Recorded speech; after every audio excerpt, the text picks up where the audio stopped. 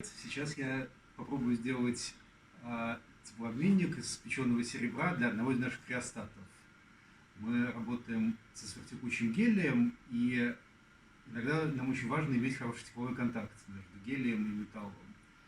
И при низких температурах с этим есть некоторая проблема, так называемое сопротивление Капице. И обычно люди такую проблему решают, изготавливая теплообменник из мелкого спеченного порошка. Сверхтекучая жидкость довольно легко проникает в эти самые поры, переносит туда тепло, а дальше за счет очень большой площади поверхности происходит хороший теплообмен с металлом. И вот, собственно, такой теплообменник из серебряного порошка я и буду изготавливать.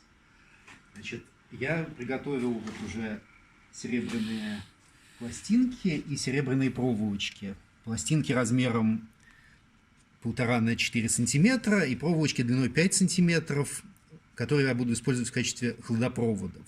Они довольно короткие, но потом я смогу приварить их к тому, что мы захотим охладить. У меня есть форма для запекания, и пластинки сделаны так, чтобы они туда легко входили.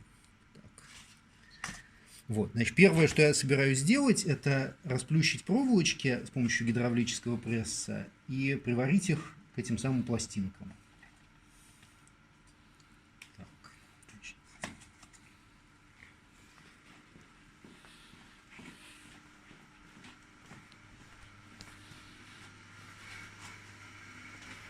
так, вот у нас есть гидравлический пресс, к сожалению, без возможности регулировать высоту, поэтому приходится использовать кучу всяких подставочек металлических. Значит, я хочу расплющить проволочку не на всю длину, а примерно оставить хвостик примерно 1,5 сантиметра длиной.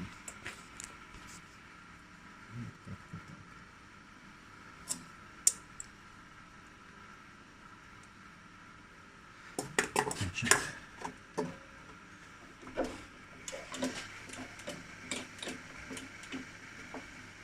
я прикладываю, например, 6 тонн. Думаю, этого должно быть достаточно.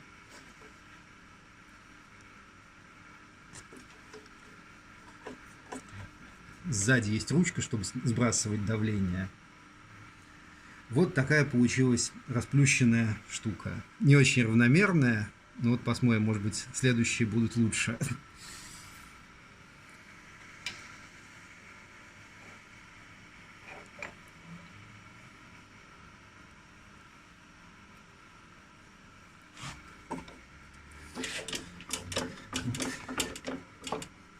Прикладываю 6 тонн. Угу. Подбрасываю. И достаем. Да, это гораздо лучше. Я ее положил более ровно в пресс. Вот что у меня получилось. Вот у нас есть аппарат для точечной сварки.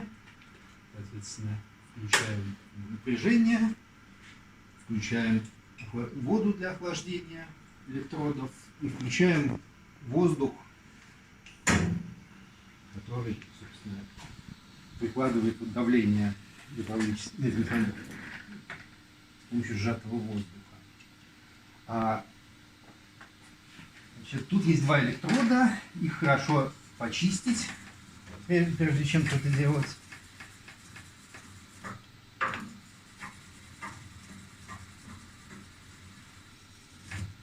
Так. Значит, здесь какие важные настройки. Во-первых, вот тут есть мощность регулируется вот этими 2 ручками. Тут выбирается диапазон 1, 2, 3, 4. 4 – это самая большая мощность. И дальше этой ручкой от минимума до максимума выбирается мощность более тонкая. Я сейчас поставлю вот такую настройку. Значит, тут режимы Weld и No Weld Test. Соответственно, рабочий режим – это Weld. Тут разные режимы, когда для непрерывной сварки, либо с помощью ролика, либо много одинаковых этих самых точек. Но в данном случае нам нужен вот этот вот спот. Тут настройки разных времен для этих самых режимов. И нам важно время сварки. Как я понимаю, 90 это означает 0,9 секунды. Это я поставил его подлиннее. В общем, идея в том, что мы хотим сделать как можно более долго и мощно сваривать, чтобы все получше сварилось. Но при этом не слишком мощно, чтобы не расплавилось и не сильно деформировалось. Не на самый край, потому что иначе она разъедется там, деформируется. Вот. Тут не очень тонкий момент — это вот прилипание этого серебра к электроду. Вот сейчас я оставил его немножко грязным, и так он прилипает лучше и греется лучше. Значит, вот. Грею я его до красна. Вот. Получается вот такой вот шов. Значит, я сделаю, наверное, где-нибудь 4 точки.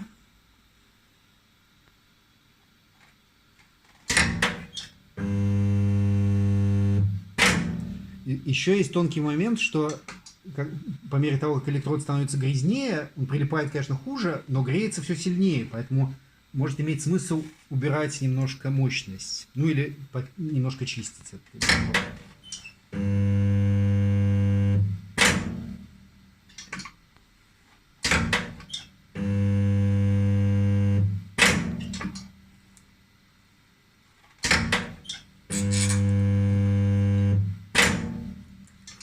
Вот такая вот штука получилась. Сейчас я сделаю вторую такую же, а потом расплющу прессом.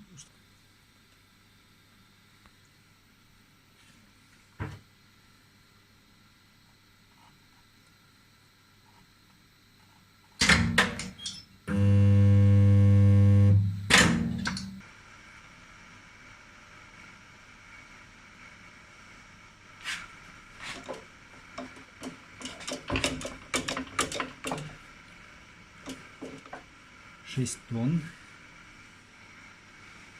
Порошок лучше прилипал к серебряным пластинкам. Считается, что их надо пошкурить, поцарапать и, может быть, даже проколоть дырки в них. В прошлый раз я дырки не прокалывал, все равно получилось неплохо. Сейчас попробую проколоть.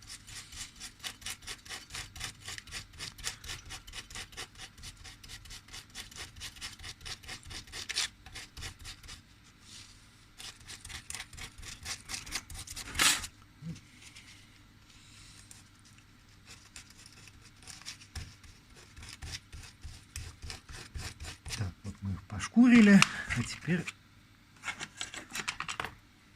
по краешку сделаю серию дырок.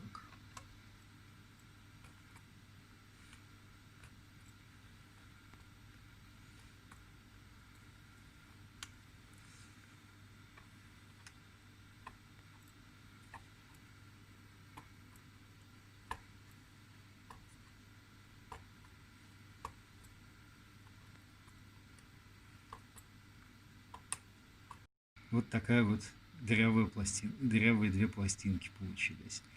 Очень важный процесс для низкотемпературной техники, потому что с помощью него можно улучшить теплопроводность, электропроводность в 100 раз. А при низкой температуре, даже если на комнате она не сильно поменяется.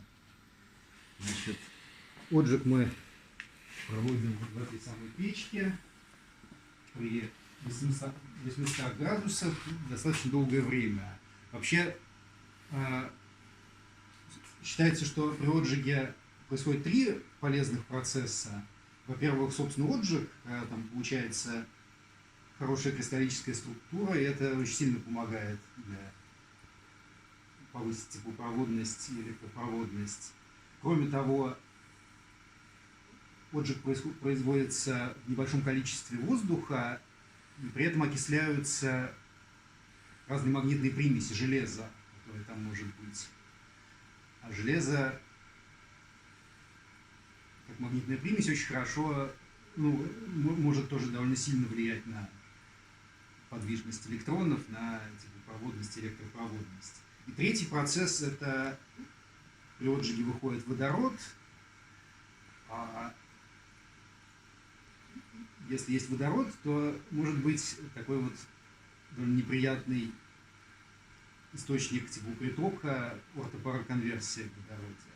При отжиге мы изгоняем оттуда водород. Самый долгий процесс – это насыщение кислородом, окисление примесей, потому что диффузия кислорода в металле не очень быстрая, и толстые пластины надо отжигать довольно долго, несколько дней.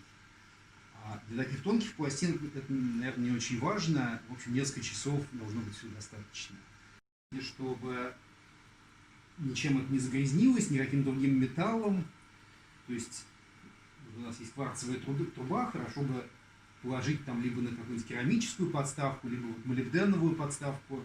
Мы используем тугоплавкий металл, он не очень сильно испаряется, не очень сильно загрязняет самое серебро. Так, вот я хочу протереть их в спирте от всякого жира, который на руках был, и положить на вот эту вот молибденовую пластинку. Что-нибудь в таком духе.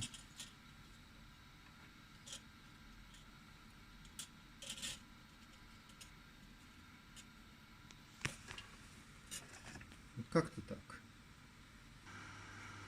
Надо сделать вот настолько короче. Вот так. Вот такая длина.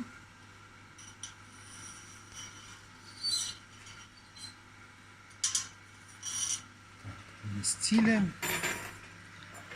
Вот он там лежит. Так, тепловые краны ставим. Специальные. Они все испачканы вот как раз в серебре, которое будет лететь. У нас есть комплект экранов для отжига серебра.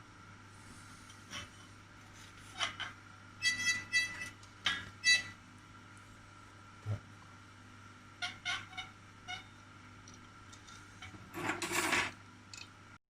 Значит, все меряется в часах, соответственно, он будет нагреваться со скоростью 400 градусов в час, остановится до 800 градусов, будет там стоять 18 часов, и потом со скоростью 400 градусов в час пойдет вниз. И дальше уже не важно нам. Так, значит, теперь включаем ран и включаем нагреватель. Ну вот, теперь мы добавляем небольшое количество воздуха. Вот тут есть удобный такой вентиль, который регулирует, может регулировать поток. Значит, вот я его открываю, настройка тут 220, и это должно соответствовать примерно 3,8 на 10 минус 2 миллибара. Вот она установилась. В таком количестве воздуха мы будем отжигать.